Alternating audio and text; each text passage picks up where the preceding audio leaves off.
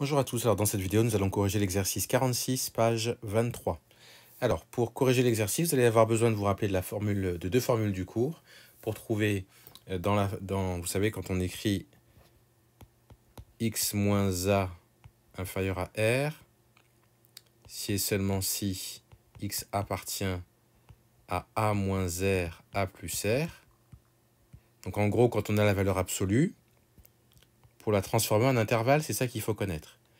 Mais maintenant, dans cet exercice, on voit la réciproque, quoi. Donc, on connaît l'intervalle et on cherche à trouver l'écriture avec la valeur absolue. Donc, c'est ce qu'on va voir tout de suite ensemble. Là aussi, ce sont des formules à connaître, hein. Vous connaissez donc l'intervalle x appartient à moins 3, 3, et vous voulez savoir comment l'écrire sous forme de valeur absolue. Alors, pour trouver, nous, ce qui nous intéresse, c'est de trouver x moins a valeur absolue, donc inférieure à r. On doit trouver le a et on doit trouver le r, en connaissant l'intervalle qui est là. Comment faire?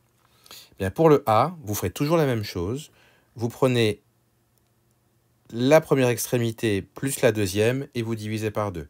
Donc, moins 3 plus 3 divisé par 2. Ça vous donne, moins 3 plus 3, ça fait 0. 0 sur 2, ça fait 0. Et pour trouver le r, cette fois-ci, on prend l'extrémité supérieure moins l'extrémité inférieure et on divise par 2. Donc 3 moins 3 et on divise par 2. Donc 3 moins 3, ça fait 3 plus 3, ça fait 6. 6 sur 2, ça fait 3. Donc maintenant, vous connaissez le a et vous connaissez le r. Donc vous pouvez l'écrire comme ça en remplaçant. Ça fait valeur absolue de x moins 0. Donc on peut écrire simplement valeur absolue de x inférieure à r, c'est-à-dire 3. Voilà pourquoi on a ça. Alors, comme l'intervalle est fermé, du coup, c'est inférieur ou égal. On va faire exactement la même chose pour le B, le C aussi. Donc, on a x qui appartient à l'intervalle 0, 4. Donc, on doit calculer le A et le R. Le A, c'est 0 plus 4 sur 2, extrémité inférieure plus extrémité supérieure divisé par 2. Et le R, c'est extrémité supérieure moins extrémité inférieure divisé par 2. Donc on obtient 2 et 2. On peut donc écrire valeur absolue de x moins 2 inférieure strictement, puisque c'est un intervalle ouvert, à 2. Pareil pour le petit c. Notre a, c'est 1,5 plus 3 sur 2, et notre r, c'est 3 moins 1,5, le tout sur 2. J'obtiens ces deux nombres-là pour a et r. Je remplace le a par sa valeur et le r par sa valeur. Je précise que c'est inférieur ou égal, puisque l'intervalle est fermé. Alors, maintenant, pour le suivant, le petit d, petite différence, même si le raisonnement est similaire, il faut juste faire attention. On cherche aussi le a et le r. Donc, pareil que tout à l'heure, c'est borne inférieure plus borne supérieure divisé par 2, moins 3,2 plus 1,8 divisé par 2, ça fait moins 1,4 divisé par 2, et ça fait moins 0,7. Donc ça c'est pour le A.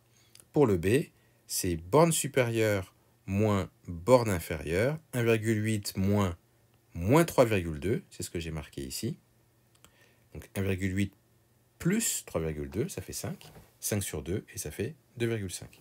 Donc maintenant, je sais que mon A, c'est moins 0,7, mon R plutôt, c'est 2,5. Alors là, attention, ma formule dans le cours, c'est bien valeur absolue de x, je vous la redonne, c'est valeur absolue de x moins le A.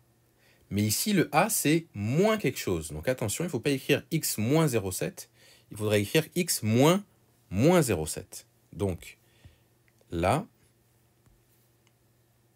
j'ai x moins de la formule, et mon a, c'est moins 0,7. Donc j'écris x moins 0,7. Donc ça fait x moins moins, ça fait x plus, donc x plus 0,7, c'est ce que j'aurais marqué ici.